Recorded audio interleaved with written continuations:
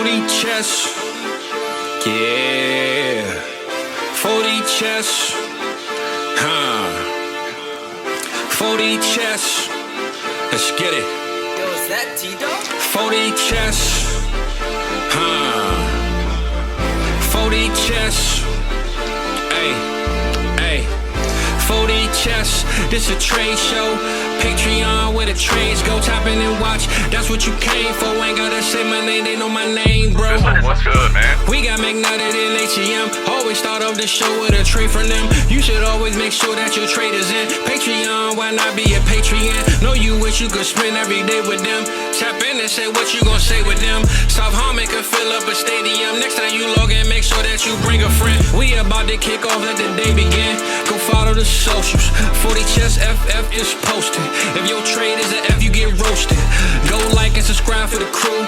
Apple, Spotify, and the YouTube. You know Cooper got the warp too. Let us give you a walkthrough. 40 Chess. This is 40 Chess.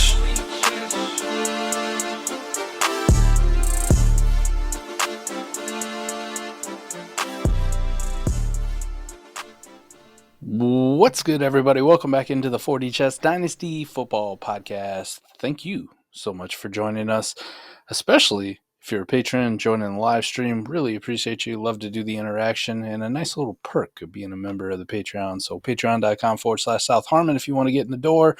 Trade show channel, live 40 Chess, where you're able to ask questions in a little bit more intimate setting than the AMA on Wednesday, because that thing gets wild and off the rails, and we start left and end up right and upside down. But 40 Chess Podcast, Adam, what's good with you, buddy? How you doing? I'm good, man. It's kind of like a little candlelight, a little intimacy, if you will, for the 40 Chess Dynasty Podcast. You get the soothing voice of Barry White, also known as ATM.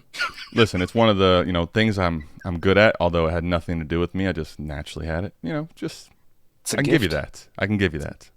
The only thing I have are gifts. It's, just got lucky with it, It's just all over the place, man. I also have a couple curses. That's why I stopped wearing jerseys. I basically, have affected enough human lives at this point. Yeah. But Mike, man, I'm excited for this episode. I'm excited for everyone tuned in live and Friday, checking this out. Dynasty Degenerates. I'm excited about this one, man. This is, Mike, if you and I have been in enough startups together, but if you're listening to this, you've been in a startup with me, you've seen some of the trades I've made, you know my heart in the rebuild, that I love the rebuild. I enjoy. See, it's funny, man. I've had some conversations with people as I play, longer, and you have more interactions with people that you play in more leagues with. So it gives you, your first year in your first league with somebody, you really don't know how they play, anything really about them. And as you get going, the reason I'm bringing this up is you start to see who is very, very uncomfortable and does not find pleasure in the rebuild, right? Because they're always just ready to get to this contending piece. And let's be honest, yes, everybody wants to win the league this year and win the money. The rebuild doesn't do anything for you right now, right? It doesn't help you win the money. It helps you lose the money. But the reason you're doing it is because right now your time to win the money isn't there. And it's an idea of getting yourself as close to winning the money in a short amount of time as possible, and not to short cycle that so that you're right back into the mix of not winning the money. So, Mike, for me, the rebuild is a very fond thing for me. I love the rebuild. I enjoy sitting back and watching some of these leagues. Like, all right, let me see a couple of these dudes duke it out at the top, and let me see which one I can kind of pick on. Which one can I pick off some of their shit when they mess us up, inevitably, or through no fault of their own. And when they come calling for my assets, this guy, every one of them can go. I get to be at the luxury of, listen, this whole thing is disposable. This shop, everything is for sale, as long as you're willing to pay the price. And I think, at least for me, because I've seen people uncomfortable in this stage, I think this is a very good topic right now because there's a couple reasons. One, if you're uncomfortable here and you want to get out of the rebuild, I think it's even more pertinent to listen to this so that you can maximize efficiency. And two, if you want to do that, I think you have to be uncomfortable, right? Like one of the things that's the most common in the rebuild is everyone on your team, you're kind of thinking, I'm going to maximize value out of this sale. And because of that, you end up kind of being antithetical to your build because you just end up holding assets. And there is a push and pull there. There's obviously a spot where you don't want to sell a player just to get rid of them. But I think the balancing act of that combined with people that don't like being in this spot makes it a very, very good conversation. You really got to put assets into buckets, right? Put them into buckets. What's their value? What's their outlook? So here's one thing. We go in dynasty cycles, Adam. We go in dynasty cycles. Keenan Allen is never going to be more valuable than he is right now. Right now. You can have Keenan Allen on your team and love him to death, Adam. You can love him to death and you go, well, maybe he's got another year in him next year. Like I don't really want to move him on a rebuild. He's a must go in a rebuild. Must go. Why?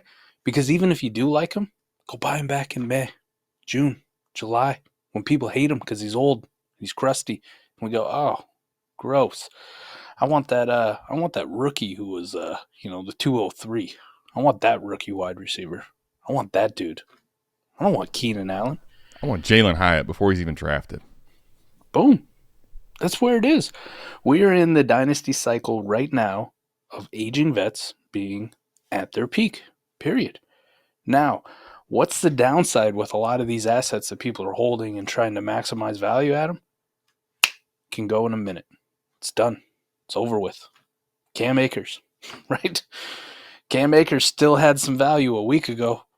Where's he at now? Cuttable. Tradable for a fifth. Some fab. Nope. Cuttable. I mean, Mike, I'm telling you, I have actually, it's funny, I've kind of in these best ball leagues added Akers into some of these deals. Like, hey, here's a little, free addition. I've literally had people after come back to me in like the negotiation discussion, 10 minutes thinking, honestly, Cam Akers isn't making this deal any better for me. Like, it almost makes it and worse, honestly, right? yeah, it makes it almost worse at times, which is just to the point you're making. I don't think, I will say this, the point you're making is very good. I don't want to cut you off. So if you had some other finishing thoughts, because I got to carry over. What you're talking about with Cam Akers is like you order a nice, it doesn't got to be steak, right? But you order a nice meal, like a nice pizza, right? From There your we go. favorite pizza joint. You open it up, and there's a hair sitting on it. Just like, I don't know that I want. Ruined the whole fucking thing for me, didn't it? I'm definitely not eating this piece, but I'm probably not eating the whole pie now, huh? Right. Like it ruins it, doesn't it? Yeah. And it's just one little hair. You know what I mean? Like Cam Akers is that one little hair that's just bad enough. You toss him into a deal and people go, It's thin enough, it's small enough that you also, you think it came from a strange place, and you're good. I think, Mike, it's funny though, man, because on this topic, right, you talked about buckets, and I think here's what ends up happening. I'm going to talk about something from the best ball perspective in a little bit of a specific manner, but I think this carry over and will carry over, and you can apply it to your lineup leagues and other leagues too. Especially though in best ball, Mike, what I find is, okay, who tends to be the teams that are needing to rebuild that haven't already gone there, right? So what I'm talking about here specifically is a team that is essentially a failed contender or told themselves a story that they're in the mix and should be in the mix. We now are getting to the point in the season where you find out you're not. Typically, now this is not a one-size-fits-all, but it's a unisex almost fits all, okay? Typically, they don't have enough assets on their team. Typically, they are just short of enough players and players of meaning.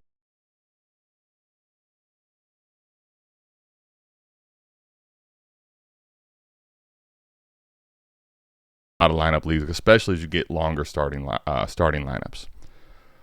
You have less prize pieces you see, right, when you talk about buckets. Okay, so now you're saying to yourself, man, I got JT, I got Austin Eckler, I got Keenan Allen. You start going through these type names, right? You're talking about running backs that are already, literally by the day, depreciating. The only thing that appreciates them is scoring and the fact that we're in the part of the year that scores points, where that is the most meaningful thing in Dynasty, right? So the fact that they're peaking Keenan Allen's peaking, right? You have these guys that are helping win people championships on your team. Your team's just not doing that. But because you don't have enough of them, Mike, I think the key is you think, all right, well, shoot, I only got 4 of these type guys to sell. I got to make sure I can't just take one first. Come on, man. Like, what if I miss with that first? Mike, I mean, you're only going to give me one. This guy's going to win you a league. You want one first? What if I miss? What if I take Quentin Johnson? Okay, well, what if you do? What if you don't? What if you don't draft a player? Do you know that this draft pick doesn't mean you have to take a player in May? When you make this trade on November 7th, if you're listening to it now, 10th if you listen to it on Friday. Did you know that? Did you know that a single sale of Keenan Allen does not mean that you have uncertainty on your team for the rest of time? Correct. And I think the crazy part about that is, one, because you have a lack of elite players or players that you feel you can get the top dollar price from, you'll end up holding them because you won't get said price you think you'll get. And next year, now you are in a spot where in the offseason, you have no sell window on Keenan Allen, dude. Your sell window's gone. So you have to hold him till next year. And now you are of the process where you haven't multiplied. And not only have you not multiplied, you're a year older with Keenan Allen. So now you're relying on Keenan Allen staying healthy and being this good again in a year from now. Like, there are other points on the contending side where you try to buy too low. However, I think for this specific podcast and topic, like, some of those things need to be very, very highlighted. One of the best things, too, we talk about assets that are gold or assets that are buckets. Like the ones that fit in a very, very good bucket, the ones you really want. So think like C.J. Stroud right now. Like C.J. Stroud's a hot one, right? Ascending dynasty value. Sam LaPorta. Jordan Addison, Zay Flowers, JSN to an extent. Like these assets where, you know, like they're not probably going down. They're going to go up or they're going to maintain value. These are the stable assets. The most stable thing you can get outside of draft liquidity, right? What's the one thing we know is going up? Draft picks, period. They're going up. They are going up. Well, and Mike, the thing is, though, because this is kind of one of the things I wanted to get to with the Akers discussion. But you know what the picks are not doing in any capacity? Going down. They're not going down, period. Mm-hmm. Caleb Williams gets hurt tomorrow. Your 2024 picks are still going to go up. Now, if it's a significant injury, maybe the 101 is slightly depreciated. But understand that all your picks are not hurt. They don't take a hit until you get really, really close to draft time or press the button on them. People always want to look at them, you know, like you said, like I got to maximize the value for it. But here's what you're doing. You're getting risk off your team and putting less risky assets onto your squad. Whether that's through draft capital, whether that's through young ascending players, whatever the case is, you have risk tolerance. And the risk tolerance on the old guys should be next to none. Should be next to, listen, first decent offer I get for this dude, gone. And this is why Eric's auto-accept trade block has been so damn important, right? Like you just put it on there. I got these assets, here's the price. Now, a certain someone that we know may or may not be a part of the South Harmon team always sets that price a little bit too damn high. Well, let's at least speak in the right tense. It typically in the past was always too high. He's gotten a little better.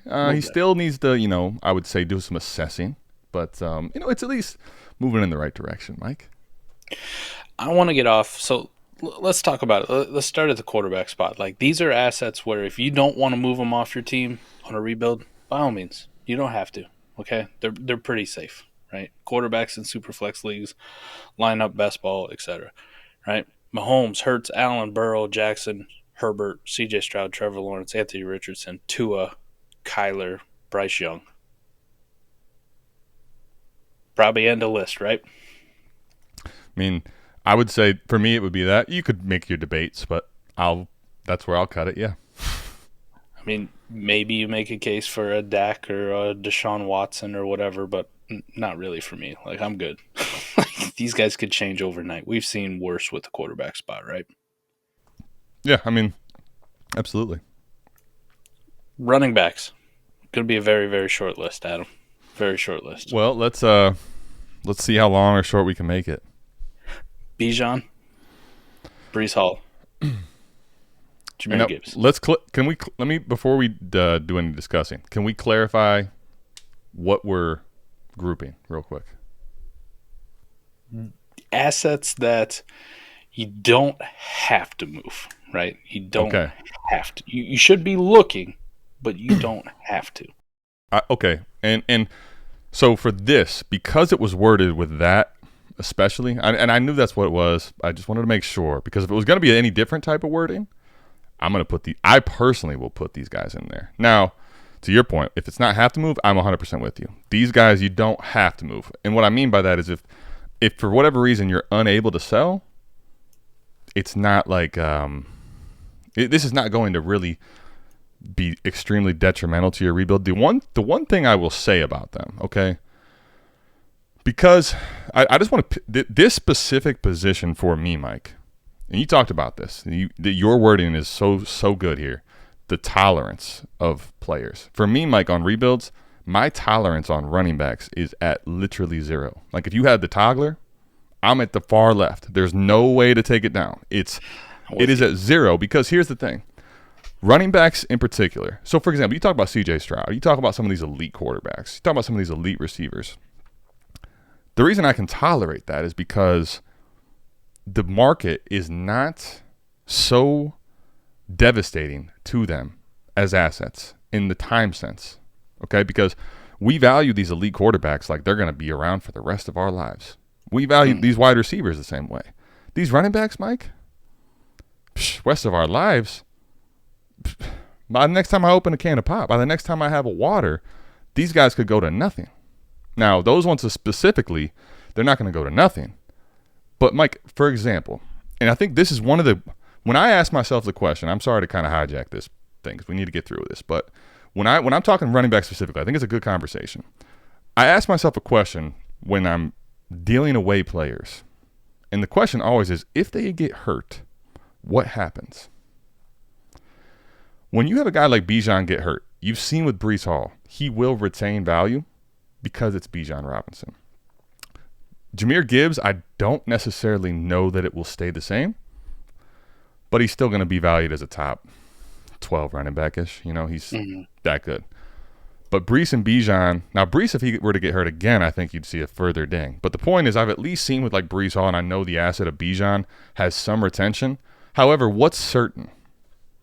The climb back. See, the one difference about the elite quarterbacks and the elite receivers is when you ask the second question. What does it look like when they're healthy? The climb back for Bijan Robinson is not going to likely be the same. He might be in the same discussion, but what you can sell for is never going to be the same as it is in his rookie season. So for me, that's why my tolerance on running backs is 0. I get you. I also have the same opinion about tight ends too. So we can, you know what? Tight ends, we can definitely get to that point too. Yes. Wide receivers are the interesting one, right? Because this so much becomes about age. So much, right? Like I don't want to look at age for dynasty production. Not looking at age for how I do it for, you know, if I'm looking for the next 2-3 years, right? This is why I was so high on Tyreek Hill. But when I look at wide receivers, right, it's Justin Jefferson, it's Jamar Chase, A.J. Brown, C.D. Lamb, Amon-Ra St. Brown at the top, and then you get one curveball thrown in with like a Tyreek Hill. Tyreek Hill for sure. Like that's a dude I'm looking to move just in case, because something bad happens to him, it's done for. Like it's not going to look good. And like Adam said, the climb back is not good. Some of these guys that are in their second year, Garrett Wilson, right? Chris Olave. I'm not necessarily more like the running backs, right? Like I should be exploring moving them. Drake London, I should be exploring moving them, but I don't have to, right? Like I can kind of hold and I go, well, even if they dip just a little bit, right? They're still young enough. There's still enough fans out there. There's still enough market value retention that I'm looking at. But worst case scenario, still a top 20 wide receiver asset in Dynasty, right? That's fine. Stephon Diggs, though, done. Like off my team. See you later, right? Got to go. T. Higgins kind of actually reached that point for a lot of people where like if you're rocking a T. Higgins and somebody comes a knocking, don't have to sell, but you should definitely be looking at it, right? You should definitely be exploring it. Brandon Aiyuk, because of the age thing, right? He's approaching that 26 number, right? We talked about Chris Godwin today when we did the trade show. Same thing with Brandon Aiyuk, right? This is a guy who could plummet, you know? He gets into that irrelevant range of the 30s. DK Metcalf, kind of the same story. Yep. Zay Flowers, JSN, you don't have to move him if you don't want to. Like, I'm perfectly fine if you hold him in a rebuild. DJ Moore, though, Cooper Kupp, gone. Michael Pittman, 26, gone. Nico Collins, I don't think he has the value insulation because we haven't seen anything for the first couple of years, and this is the first year we actually saw something where, you know, he's 24. That would be a guy like, I don't have to move him, but I probably should, right? He kind of falls into that middle bucket. I'm of the mindset that I'm selling, and if I really don't find a buyer, then I don't find a buyer. But yeah, I'm with the same wording. It's exactly right. You're trying to move the guy. Devontae Adams, right? Gone. Gotta Keenan be. Allen, gone. These Definitely guys, like these guys especially, Mike, shouldn't even be close to a consideration. No. When you talk Adams and when you talk Allen, because Mike, here's the thing. Look at Adams. Adams right now is scary in a way for a contender, man. Mm-hmm. Yeah. Like we transitioned a little bit into the Musco bucket, right? Like the Musco bucket. Those guys, for those that didn't maybe catch, those are Muscos. Keenan Allen and Devontae Adams. Muscos.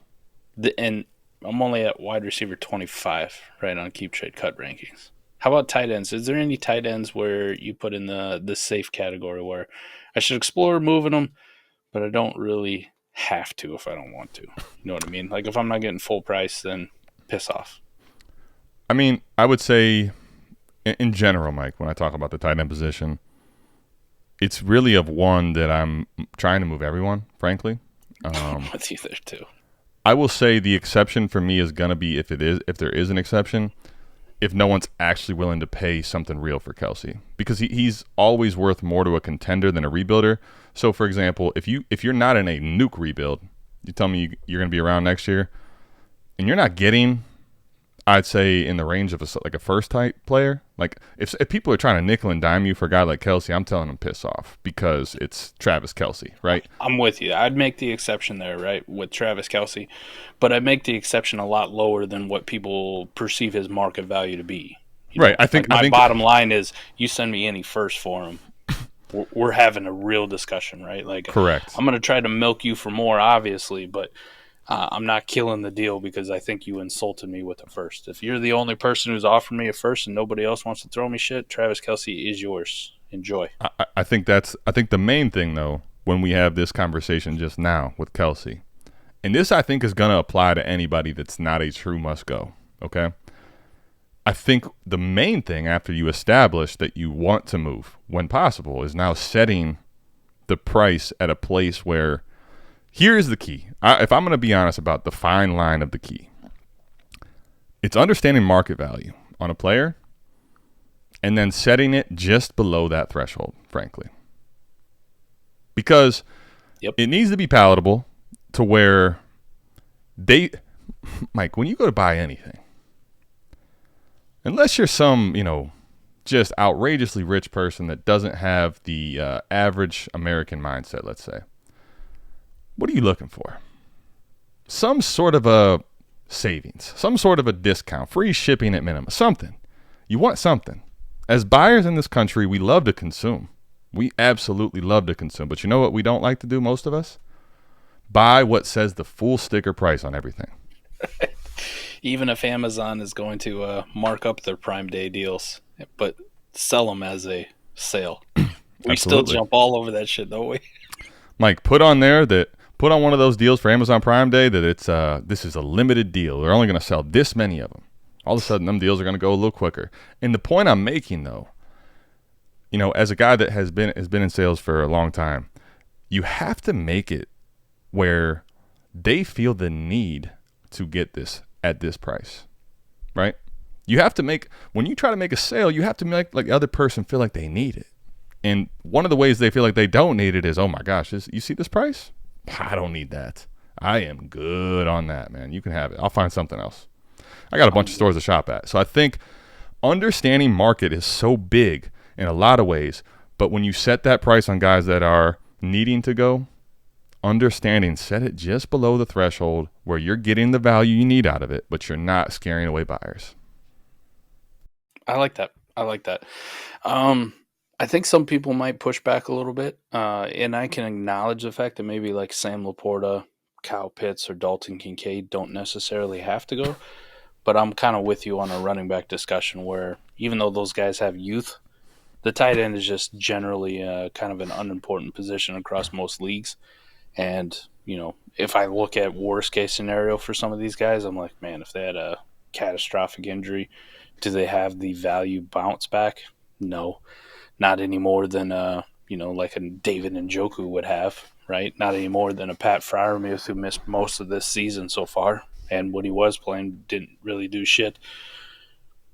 Not really, man. Like those guys, I'm good, man. I love Sammy Ballgame. Dalton Kincaid's come on strong, and you know the affinity for Kyle Pitts. But you give me a reasonable offer for those guys, anything relatively close to market, they're yours. And I'll figure out tight end when I'm actually ready to try to compete. Same way I do with running back. All right, Mike. So I'm going to play the game here. Everybody listening, watching, I'm going to play this game. This game of I don't want to sell Sam LaPorta. I don't want to sell Dalton Kincaid. I don't want to sell Kyle Pitts. So I'm right now. I want like 4D. We talk a lot of the 4D chess stuff we talk about is obviously in the mindset of fucking around, kidding, you know.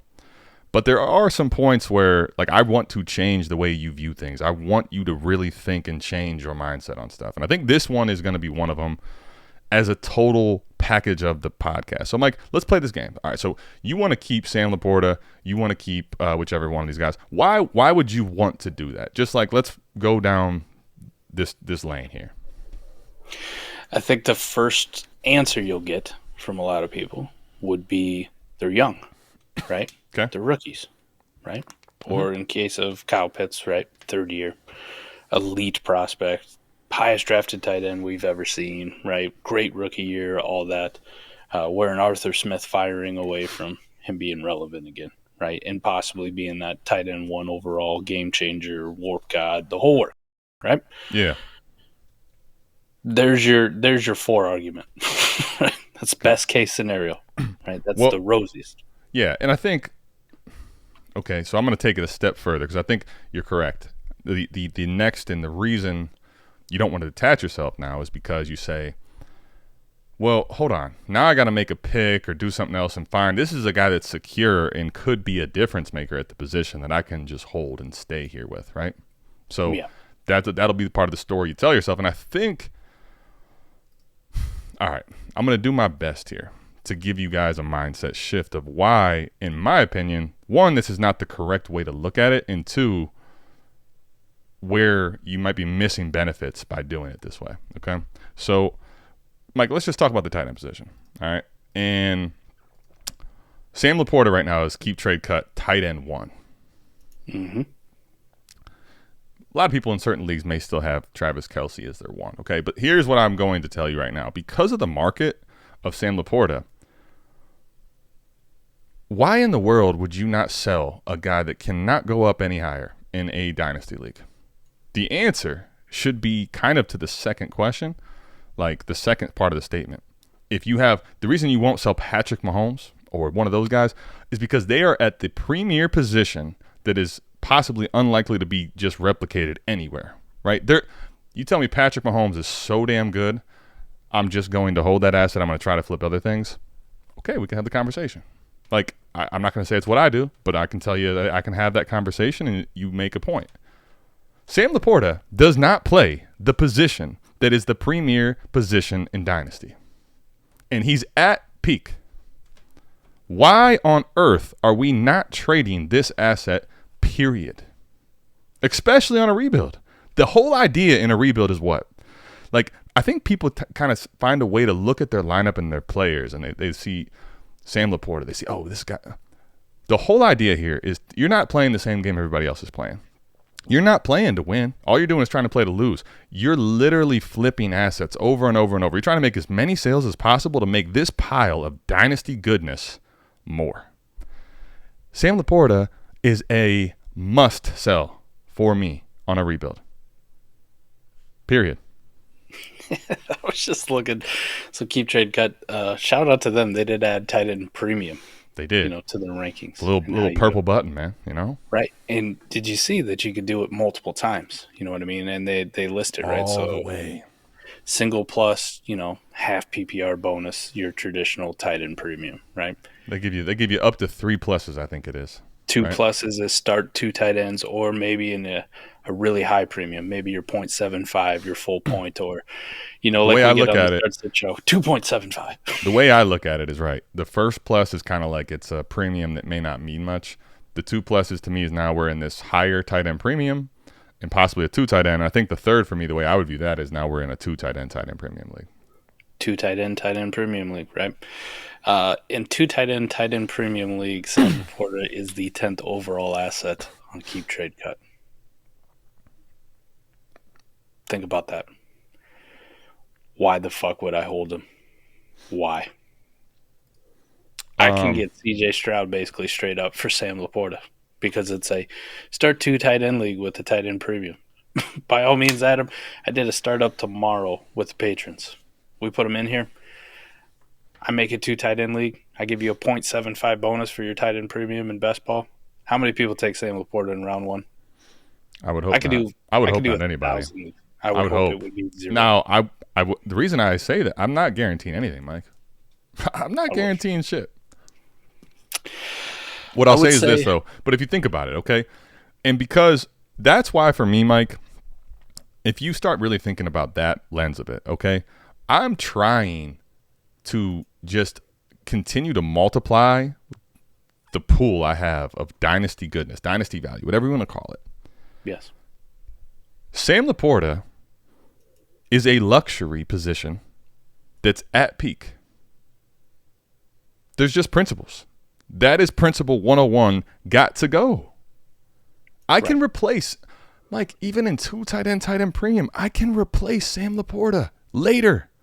I got news for everybody, too. You know who's coming in next year? Brock Bowers. Do y'all realize that there are going to be other shiny toys out there that make a discussion for if Sam LaPorta is tight end 1 at some point? Yeah. Like, right or wrong, I'm not saying he can't stay tight end 1 for a while. I'm not saying he's not a very, very good tight end. I'm not. What I'm telling you is the value of Sam LaPorta makes him a must sell. Now, the only caveat to this is going to be what is the real market for him in your leagues? Drawing, again, that price. When you set the price at a reasonable price, if you can't get anywhere near that and you want to hold Sam LaPorta, I'm fine with it. But I think that's why I want to talk about all this in unison, Mike, because it works very hand and foot like that.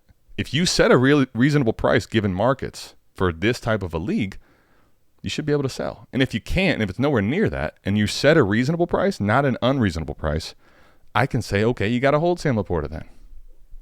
There's definitely a lot of these players, too, where we look back on this year and you go, like, you missed your window to sell. Now they ain't worth shit. Nobody cares already. But we forgot about them. We forgot about him, right? Like, Kyron Williams.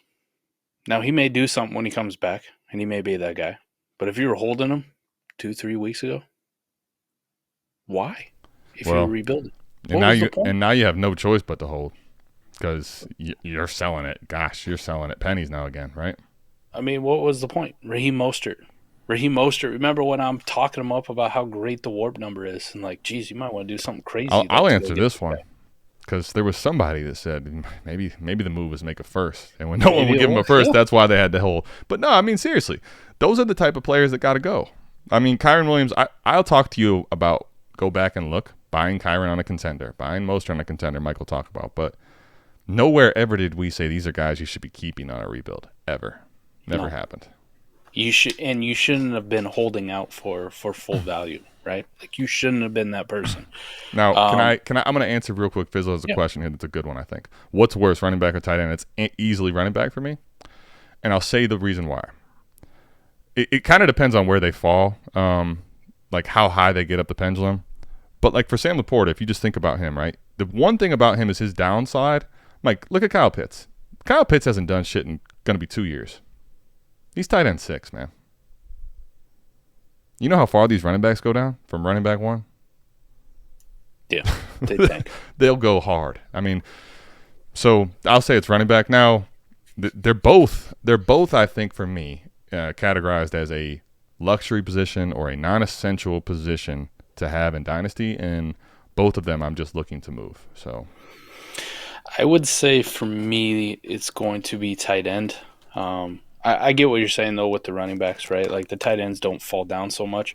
But the problem is most tight ends just don't fucking matter, period. Like, I don't care if you're 6 or you're 26.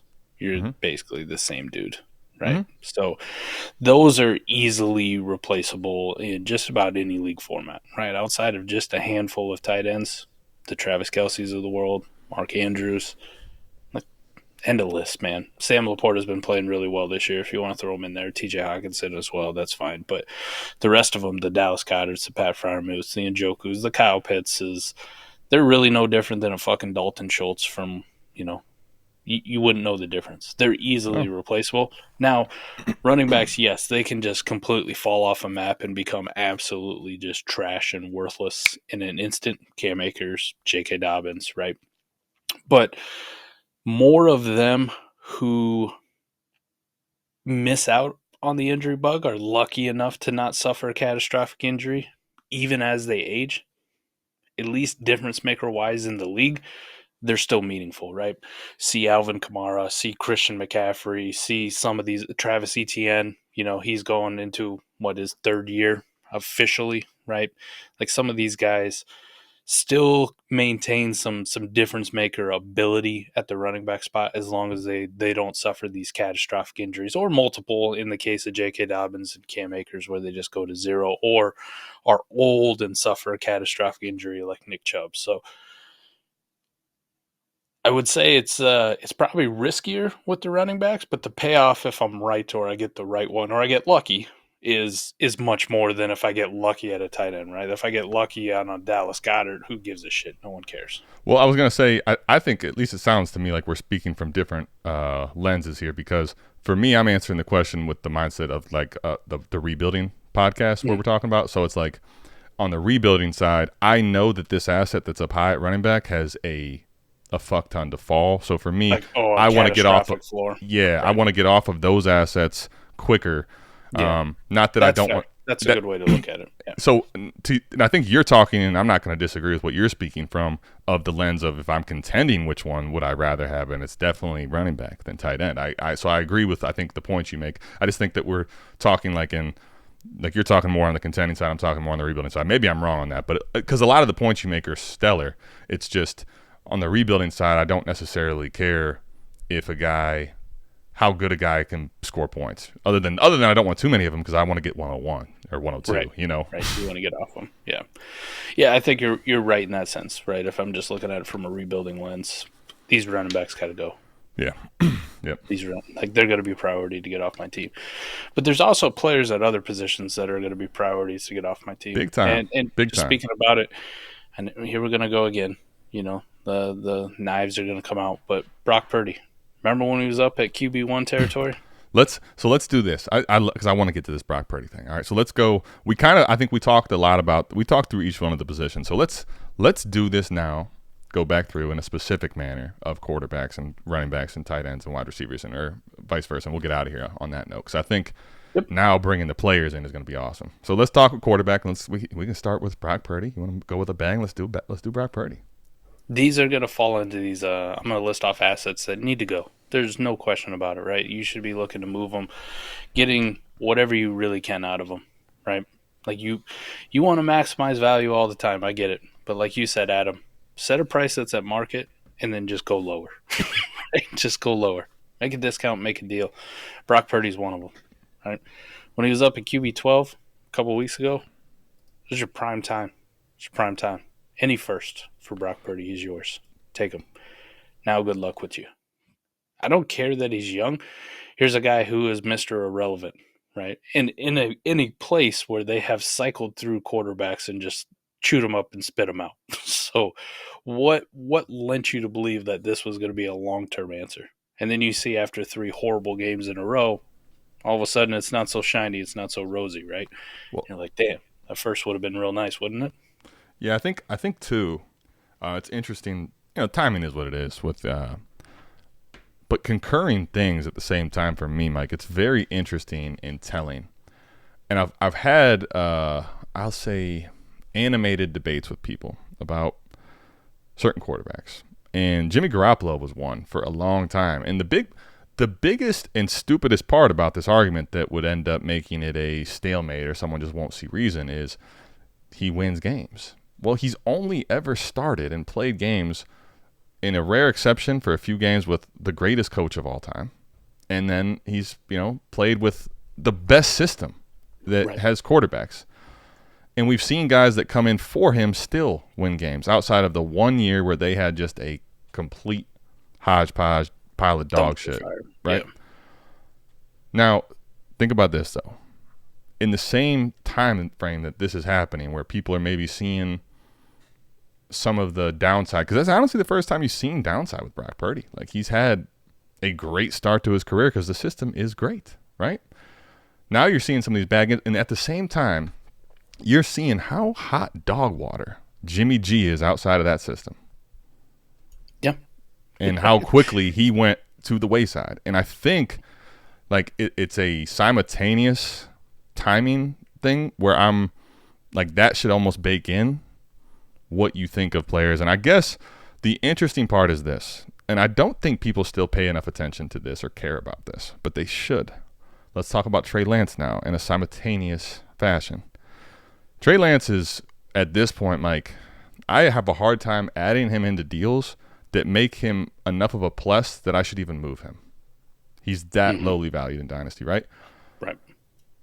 San Francisco had a 3 first-round investment in this player and went from he's the face of the franchise to he's gone in a season. Yeah. So the fact that they don't have any investment really at all in Brock Purdy, you're meaning to tell me if something came along that gave them the same window of winning, that they wouldn't move on from Brock Purdy too? The only attachment you actually have is the inverse. It's now Brock Purdy is the reason they got rid of that bet, so you think that bet's stronger. I'm here to tell you that there's no guarantee. I'll be completely fair on 2 guys that I like and talked up at various times, right? Will Levis, Sam Howell, same boat. If I got them on rebuilds, sorry. You guys got to go. Because why, Adam? The floor is so catastrophic, right? It's kind of like running backs.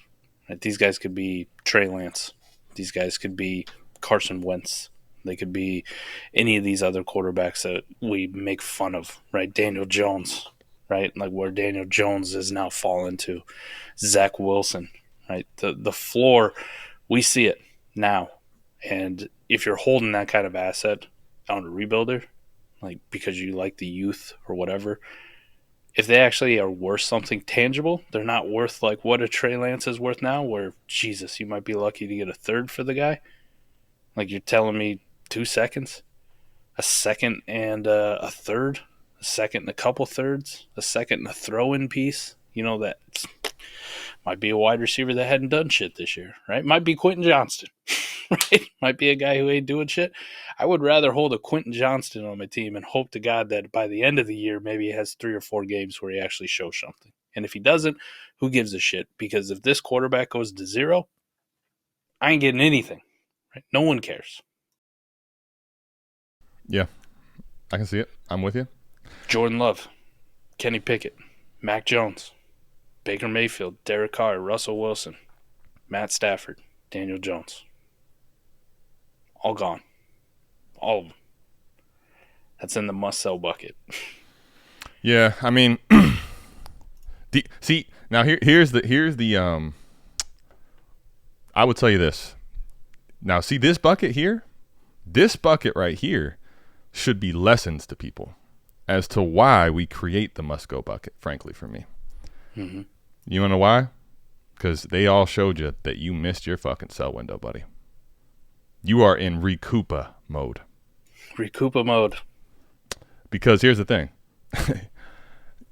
Jordan Love, the days of first and, a first and a grease piece, they don't really exist anymore, man. And now you see why. I guess one of the most frustrating things for me is when people want to defend guys and don't really evaluate their floor appropriately, because Jordan Love's playing well and this guy's going to be great for years. Green Bay does this and all this stuff. It's like, dude, we are 5 weeks into the season, man. This guy has no guaranteed contract. They waited until Aaron Rodgers was dust to give him a chance. Okay, price is going up. Go ahead, you pay it. I'm not. And I think, like, Jordan Love now. Okay, what do you do? Because he's now falling to the point where it is scary hours for him. I don't know that Green Bay retains him. I don't know. He may get other shots, but he's going to become quicker to this first-round draft capital bucket that maybe moves on and has chances to play and start in spots. But when you get to that value, you become second round or lower, sometimes third round frauder type, right? And I think that's the reason that I want to highlight this group, because it should be a lesson that you should sell earlier, even young guys, because there's not necessarily a guarantee on certain one of them.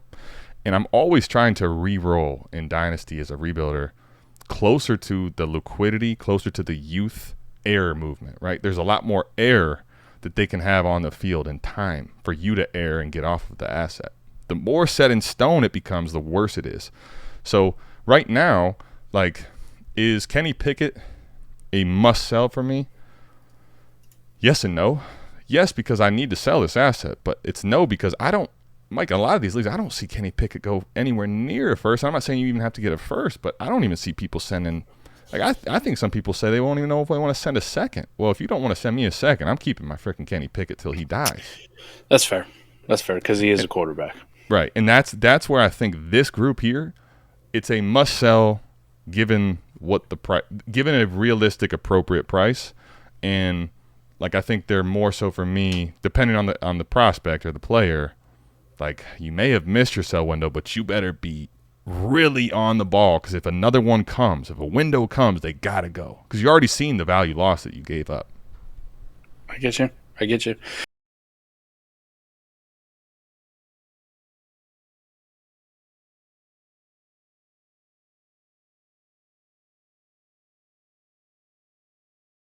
You see the Joshua Dobbs. We had to talk about him on the trade show today, just because people need him at various times during the season. And, like, those opportunities to sell, again, seem to pop up, even if you can cash out. So if it's like Kenny Pickett, I'll give you 2/3. Well, piss off.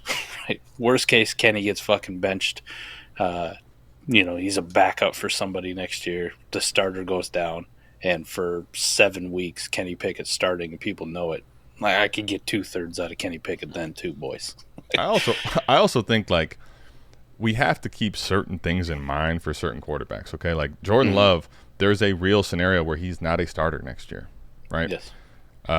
Like, understand, if the season ended today, Pittsburgh is in the playoffs with Kenny Pickett, right? And this is a team that has shown, how do you want to phrase this? The lack of turnover. They continue to stay with guys unless it's Mitch Trubisky, but they have a first round investment in him. I'm not going to sit here and tell you they wouldn't take another late first round quarterback, but if they're in the playoffs and Tomlin is over 500 and they're winning games, they tend to roll with that approach. So Kenny Pickett may have a longer leash as a starter, even though he's not giving you shit in fantasy really than you think. So yeah, like, that's one of the things I would consider with him, different necessarily than other guys in that range. But the point, I think, overall still, Mike, is just for this group, like, you've kind of probably missed a peak sell window. However, you really need to get off of them if you can. It's just you're going to have to be grinding to find it, I think. Right. Running backs is easy.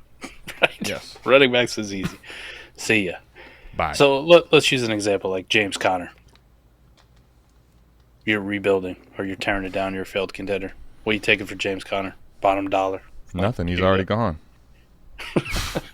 No, I mean, I'm taking. I you got just you. decided to kick it in.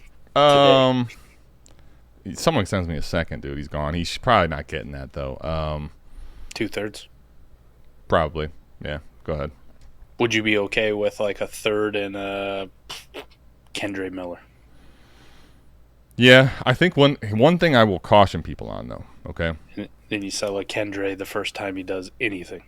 That is the key to this trade. However, that's also the flaw possibly in this trade is one thing I don't really like to do if I don't have to. Now, there are times where you just got to do it. Or there's times it behooves you to add Kendre Miller because he's essentially all the deals you're getting. Kendre's so close to free, you want to try to see if you can re-roll him. But when you take a running back like that, I don't think people really – because the market doesn't correct the first year really. It's interesting. It doesn't correct in how they look at the player until going into next year where another resurgence of running backs come. And the reason I bring that up is you now have to sell Kendre Miller. And the market – while you can't really liquidate a Kendre Miller right now, right? The market tells you he's not worth a third and all this other stuff. Well, I'm here to tell you, if Kendre goes this whole season, doesn't get much work, goes into next year, the whole draft class happens again, going into next year, what's going to be the difference between him and what Zamir White was going into sophomore year? Not much. There you go. And that is, I think, the flaw with taking that player on. You have to understand that you might wait for a Kendre Miller moment that never happens in his career. But if you're okay with it, right? Like I would say on a rebuilder, I'm okay because I inherently know that that's going to be a risk that this dude's a zero. Yes. But if this is the best offer I can get, I really want the draft pick, right? Well, that's the key. That's the key is the third, to your point. Yes, that's the key. And then the dart throw somewhere else, right? Like something just to make me – if it's a zero, I don't give a shit. Like the key is – the key is essentially, right, to that trade, why you could take it, is the third maybe isn't quite what you want to extract for Connor. You want more. So some of it is in a dart throw form, but you're still extracting, I'd say, 80% of James Conner, right? So inherently, you're taking on a little bit of risk, but there's upside, and you know that even if he completely bottoms out and he dies on your roster, you didn't eat James Conner, because here's the other thing. If James Conner was out for the season, Mike, you're definitely not even getting a third. Right. And that's the other thing is you want to get off of these guys before they go to zero. Derrick Henry. This one is a troubling, tough one because you'll see in some leagues where he goes for a first, right? And you want to sit here and say, I want a first. Okay, I would love to have a first for Derrick Henry. I'm not telling you not to try to get a first, but I'm just telling you that there's 12 first-round picks in 2024, 10 if you're in the 10 team, 12 in 2025, and understand, as well, the math seems to check out. Well, for the guy with the picks, because there's other Derrick Henrys. There's not really another Derrick Henry, but there's other running back assets that you can go buy with a first-round pick. Or, hell, you don't have to even consider a first-round pick worthy of spending on a running back. You can fill your team with guys that aren't first-round picks at running back. So, I think, Mike, I would like to try. I will explore, a week or so of can I get something in the range of a first and a player, re-roll into a younger receiver or something. But I'm here to tell you if you can't do that, man, someone gives you 2 seconds type for Derrick Henry, he should be long gone. I set the price at a second. Single? Single. I think that would be about the floor I would even consider taking, and that would be league dependent, where it's like, all right, I know this is what I'm going to get as my top dollar. Like that to me is going to be my floor. If I don't get a second for Derrick Henry, I'm not even talking to you. I'm not. 25, 26. Really? You'll go 26 second? Yep. I don't know that I'm that aggressive, but to the point you're making, I think the thing you have to understand with a guy like Henry and guys in this bucket, we'll call it, okay, Eckler, guys like this, part of I think what is problematic about, and this is where people I think decide to get too much on the hold side, right? Oh, I'm not going to just trade him for that. That's stupid. Why would I do that? Okay, I hear you. And I think this is where you have to really do a little bit deeper dive, not on selling. They have to be sells, okay? I'm not telling you to not sell. What I'm telling you is you got to do a deeper assessment of your league mates, your teams. Who needs running back? Who has the ability or has shown an affinity to pay for running back? What would a deal look like with them? And those are going to have to be, if you want to get higher value, you need to really start grinding those edges and figuring that out, because there are going to be some leagues, Mike, where you're not really going to get more in a second. You know, I would push back on a 26 just because it's so far out, but at the same time, if you're telling me that's absolutely the only second you can get, you're better off doing that than having Derrick Henry really go down further. So, Going to 0. Yeah. The 26-second one is a tough one. Like, it's a tough pill to swallow. But these are the tough conversations you got to have. Let's say hypothetically, Adam, you're in a league. Nobody even give you a second, right? He's got to go. 2/3, boys. Give me 2/3. This is where, Mike, because he's so meaningful still, in my opinion, to a contender, especially in like best ball, I will give middle fingers to the leagues at certain points on stuff like this. I'll tell you guys, fuck off. I'm not letting some contender win a league for 2/3 on Derrick Henry. So, to the point, I think, though, this is only, Mike, going to be, and everybody listening, Dynasty Degenerates, a very select group of people that I'll put in this middle finger bucket. I'm stopping the price here because I know what they can potentially mean to a contender. It's the only reason I'll do that. And the problem with that is, Mike, is guess what I do? Is I'm nuking inherently some of my own value too, right? I think, though, for 2/3, Mike, this is the thing I will say. For 2/3, I'll nuke my 2/3 if I have to set a precedence on that. I'm not, and I'll tell you this. There's also times, Mike, you have to draw a line, because here's the thing: if you start letting everybody just get 2/3 for Derrick Henry, where does the bleeding stop? People are going to abuse you on some of these guys. So I'll draw the line for sure at 2/3. I'm not doing that. No way. On assets like that, you can abuse me all you want. You take them. They're yours. They're your problem. Yeah, but see, the thing is, clean up on aisle like 5. 2/3 for an asset that good. If you're in a nuke rebuild, it's not going to get it done for me, because it's not going to help me enough get to where I need to go if I have a dog shit rebuild to get over. So I'd rather let Derrick Henry disintegrate on my team than take 2/3. Must go buckets, and we kind of talked about some wide receivers, right? Keenan Allen, Debo, Christian Kirk, Terry McLaurin, Deontay Johnson, Hollywood Brown. Yeah, they got to go, right? Chris Godwin, Gotta Mike go. Evans, Mari Cooper, Christian Watson, Calvin Ridley, Jacoby Actually, Myers. Here, let's talk about a couple. Well, we can talk about some specifics, but I want to ask your opinion on this. And like the problem with a Derrick Henry one, okay, where I'm with you up to a certain price point. He's a must sell, okay, unless I'm getting so few pennies on the dollar that I don't think at this point it's even in my interest to trade him. Those guys need to go. But when I talk about other guys, okay, because here's the thing. Derrick Henry, like when I use this specific one, Derrick Henry's price, Mike, and I think about the up and down volatility of the market, Derrick Henry's not likely to gain a ton of value in steam and have a bump and a resurgence in value. Right, so he's a must-go player 100% of the time. His production actually isn't as rosy as we thought. The 2/3 is actually very fucking next year, if I had the 2/3, right? Like, say I don't even get him in 24. I get him in 25. I turn this thing around in a year.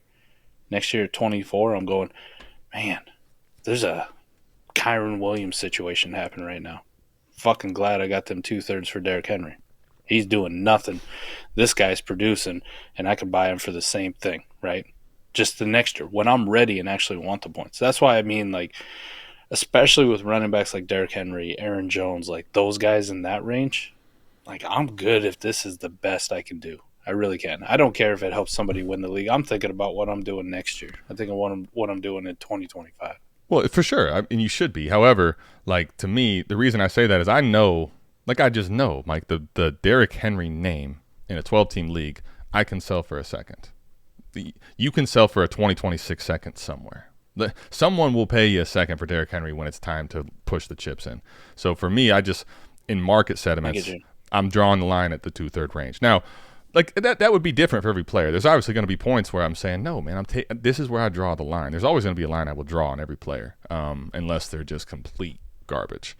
Now, the reason I'm saying this, though, what I'm trying to get to with these receivers is when I say, all right, you know what, are they a must sell? And I'm assessing it. Part of it for me is going to be, what is the market currently on this player, and what is it looking like in the future? What can it become, both down and up?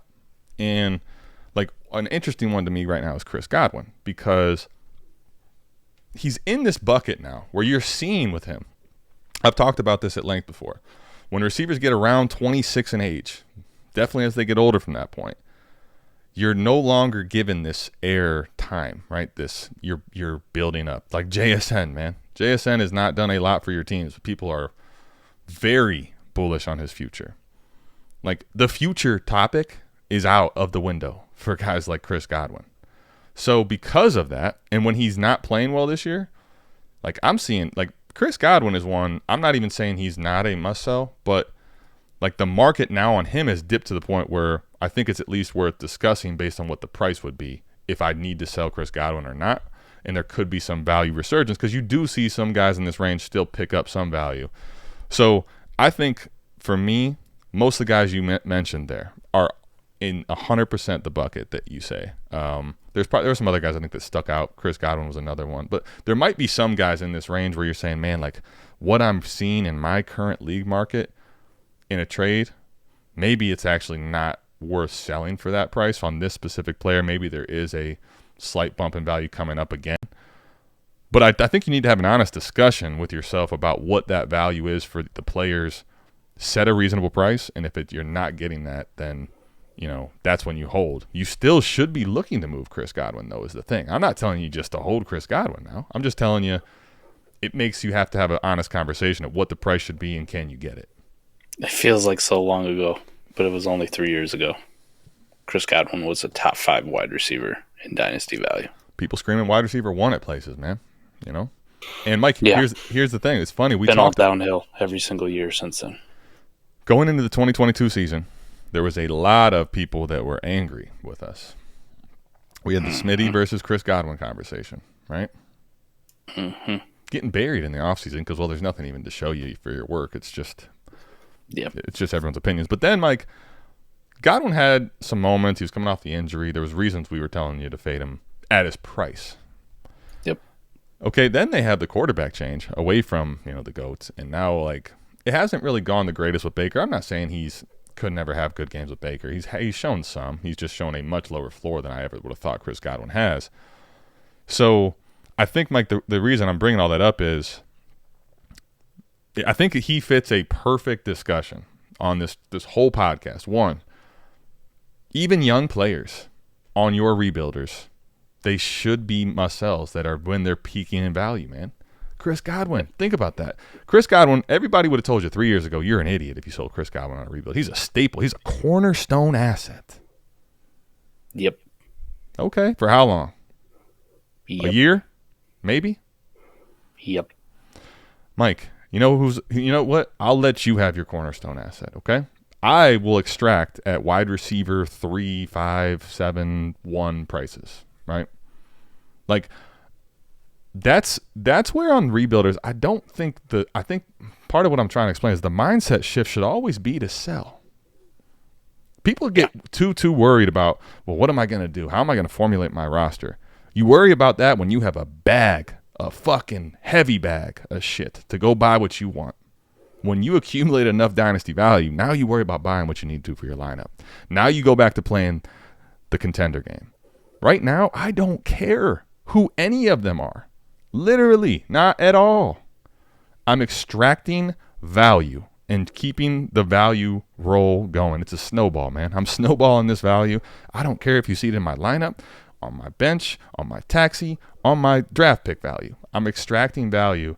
So with Godwin, because you go through stages now, and the reason I want to talk about him now and see what prices look like is you went through windows. Well, now I'm not getting wide receiver 7 prices anymore. It's like wide receiver 20. I'm going to hold. Okay. You tell yourself that story again, and you hold and you hold. Now what is he now? Wide receiver 40 type? I mean, I don't know. Wide receiver 36 on Keep Trade Cut, Mike. So now what do you do? And now I think you're at probably maybe a discussion with Chris Godwin where for the first time I could actually make a case, depending on what the market was in your league, to actually hold. Maybe.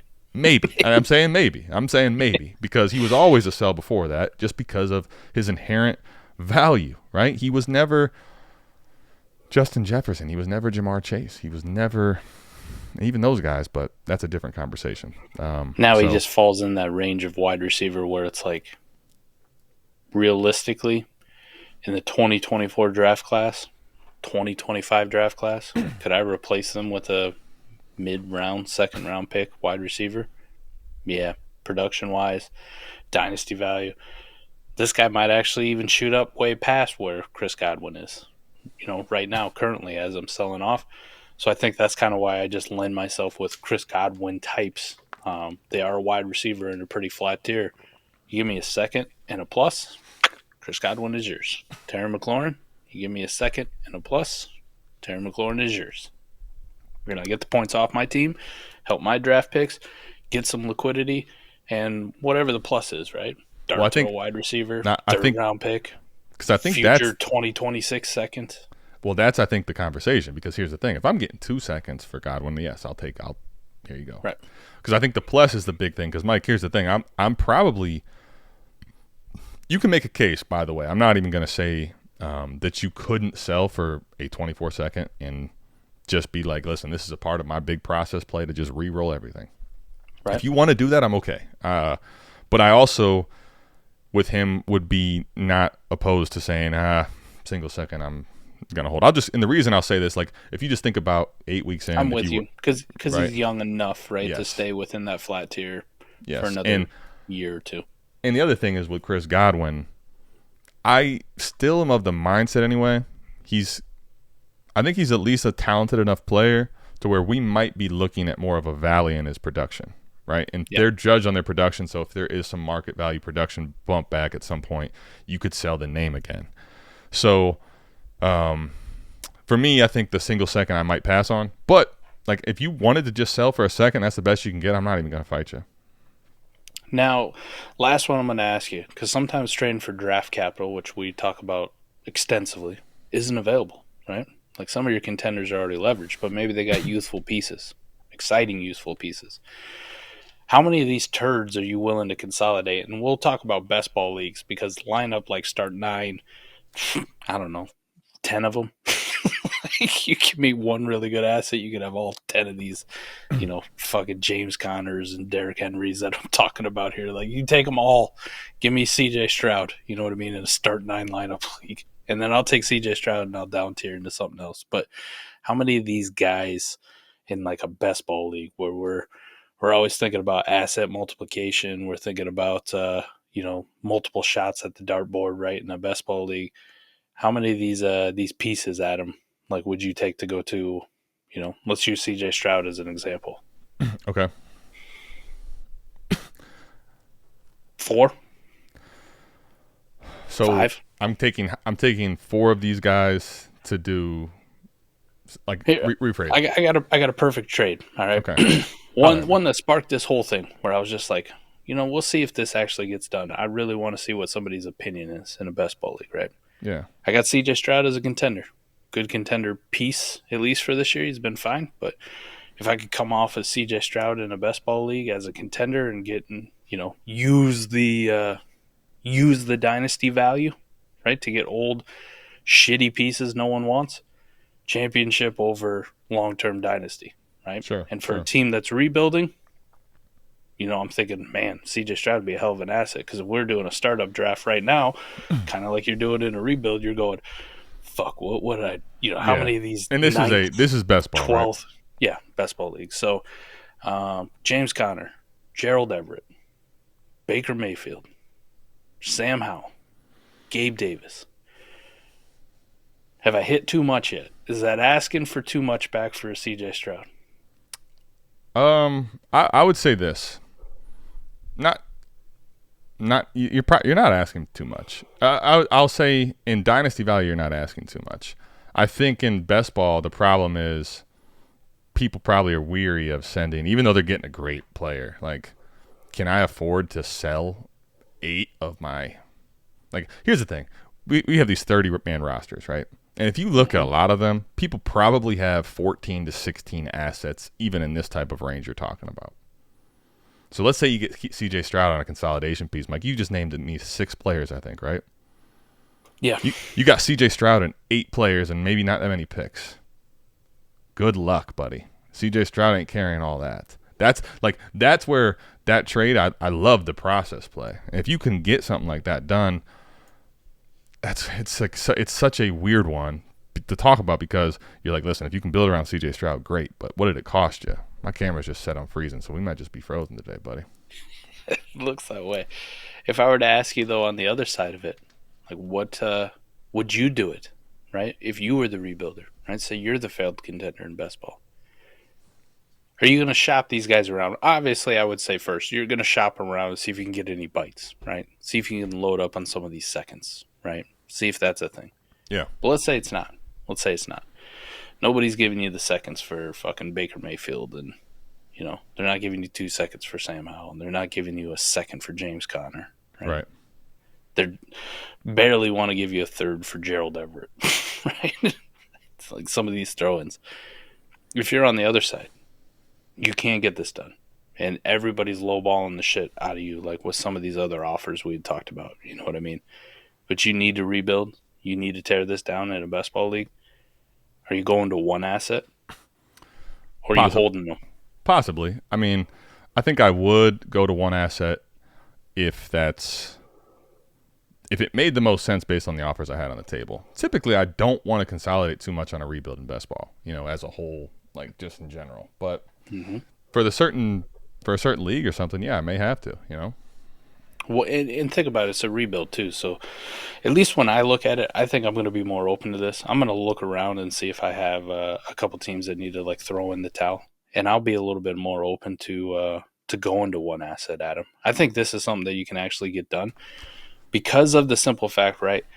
Like, let's say it's C.J. Stroud in this case. I take all these assets and I send them away for C.J. Stroud. People go, oh, it's best ball, blah. You're not thinking of the fact that, like, when I bring C.J. Stroud to the conversation in the offseason, when I'm thinking about team building, C.J. Stroud gets me in a whole nother fucking stratosphere as far as what I can down tier into multiple pieces for. You know Correct. what I mean? No, now all of sure. a sudden I take C.J. Stroud and I turn them into 3 really good dynasty assets. You know what I mean? I think, and now to the point of the clip you're talking about, right? I still will err, like in that scenario, I would rather have C.J. Stroud than the 6, probably, frankly, even in best ball. Now, the reason I'll say that is I think that, like, I play in so many leagues, I have done a bad job on some of them, but I've learned a lot, and I think that I'm still able to play up the edges to make back what I lose there. Where C.J. Stroud is a lot harder. You know how hard it is to get a C.J. Stroud, man? You could take a bunch of shots in the early first and not get yourself a C.J. Stroud, dude. Right? Like, yes. So what? Like for an example, just to clarify here, if that's Bryce Young, though, I don't know that I'm having the same conversation. Correct. Doesn't carry the same weight. And it's not to say that Bryce Young couldn't at one point be in the mix. Right now, though, what I've seen out of him in this sample size and what I've seen out of C.J. Stroud put them in categorically different places. Mm-hmm. You're talking about one pushing the elite of the elite in his rookie year and one who's barely holding on above Kenny Pickett. I will Fizzle ask a great question. Is C.J. Stroud now worth the 24-101? And I would say it's yes. Undoubtedly. No question about it. So just think about this for a second, okay? Caleb Williams has to come in and do X to be what C.J. Stroud is worth today.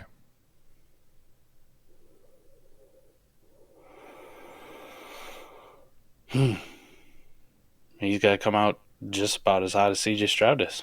The point is he's got to come out guns blazing.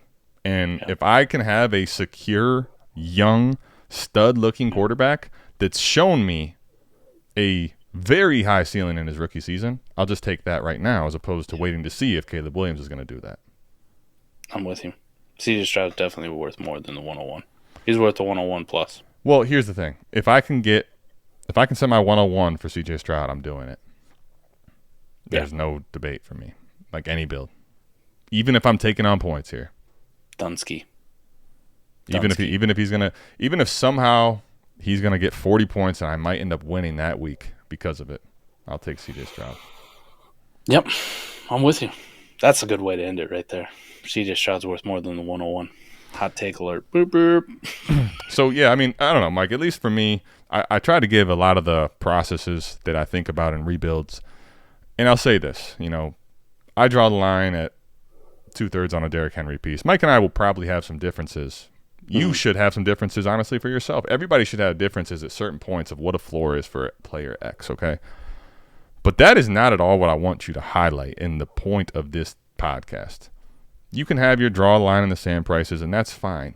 But I just want to make sure that you take away the big points from this. Like, what are the floor prices, and are you being reasonable with the market? Okay? Like, are you asking for prices that can get done in leagues?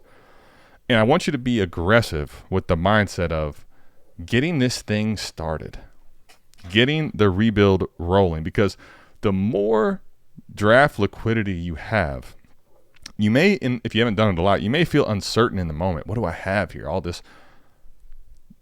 It's I hate to be Philly on this, but trust the process, man. Like, this is just the start of it. This is the start of it, right? You're going to roll these picks over and over, and it's going to be a long process in just getting more assets. If you feel any better about it, any NBA fans out there, go look at the Oklahoma City Thunder right now, right? Talk about a team just absolutely loaded with draft picks. Trust in the process. And now they're just stacked top to bottom with all this youthful, young talent that's appealing.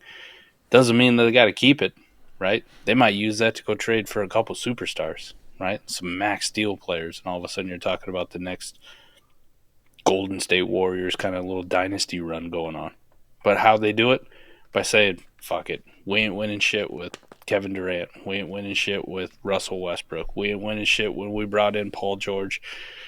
Everything must go. I don't care what it is, right? Serge Ibaka's a nice, youngish player. Gone. And then what happens to Ibaka after that, right? Shit. Injuries. Like, just a guy. The entire game kind of changed. Bigs didn't even matter, man. Yep. So this is the kind of thing we're talking about with rebuilding, right? You gotta go with that NBA Sixers Thunder approach, and it's scary.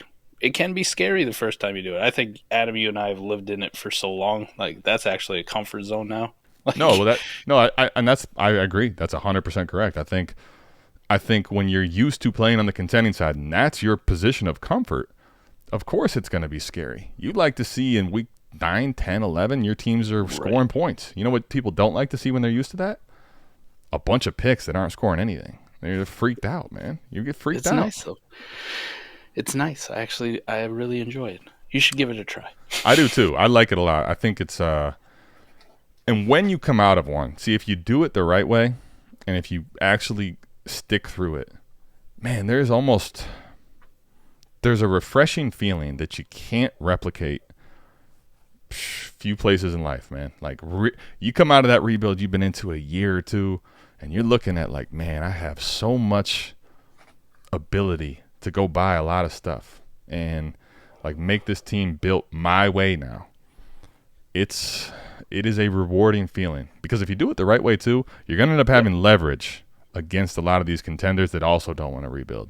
Oh, buddy, that's maybe the funnest part of it. Unequivocally, the best contenders I've ever made, the best dynasty rosters I've ever had, have been off of a rebuild. Always. Every single time. It is basically impossible to come out of a startup, even an auction, with a team that's as juggernauted as you can make in a rebuild in 2 years. Right. Adam, I think you're seeing it too. Like, I got to witness you with the original shit league, tank for 2 years, and now it's just a damn juggernaut team that you've built. Conversely, for people who are in Best Ball 1 Resurrection, whether you people want to admit it or not, like, this team that I got because I tanked this son of a bitch so hard, it is a juggernaut. Like, it is coming. Some of these other Best Ball leagues that we started where I went tank and you went compete, like, you're seeing the flip-flop now, right? You competed out of the startup. I tanked for 2 years, and now it's like, here we go. Like, it's on. And you find yourself in the middle going, man, I didn't think I was going to compete this year, but damn, this team's good. And, well, damn, I got draft capital all over. I got 324 picks. Oh, one of these is going to be early. Let's see what I can leverage this one into. Like, this is the kind of thing that you want.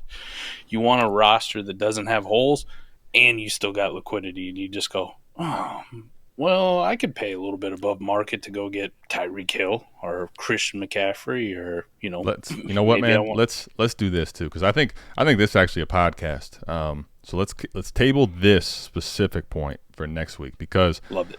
Coming out of the rebuild now, because a lot of people, they're like, okay, I have to start a rebuild, I have to sell these assets, but how do I get out of it? And I think that's the next one we do next week, man. Good, because I've had like 6 of these teams this year. Like I find myself here in week 8, and that I think is even that one there is even more so. Less of the one size fits all than just needing to rebuild is pretty clear cut and dry and how you do it, right? But that one can look a different way. So I'm excited to talk about that one. But I hope this one here, for teams that have failed or know they are not competing this year and they need to know what to do, there's your answers, man. It's up to you. Do it or don't. But that is the 4D Chess Dynasty Football Podcast. And just remember, when your league mates are playing chess, play 4D chess. Love y'all. That's going to do it for us. We're out of here. We'll see you back here, same time, same place next week for what to do when coming out of a rebuild. Peace.